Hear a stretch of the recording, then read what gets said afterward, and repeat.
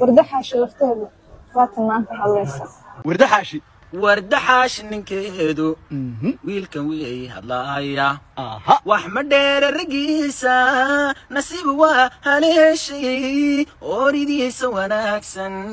ayuu waafi u qaatay وردحاش لفتهدو واتن maanta hadlaysa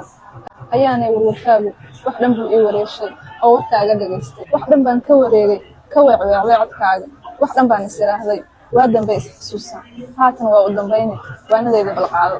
wanaagaad ku arkaysid ninka waalay xiskaaga wax dhan baan u samraayay wax dhan baan maqalkiisa ka ilaaliyay warkan waa jacaylka naftayda walad baana dhex yaallay kama maarmo warkiisa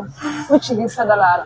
ee walaala ka leefa waqti maaha ninkaygu cod kastaa la wareegto wax dhan baa sahlaabi haddii aadan warkayga wacdigaygan dhegaysan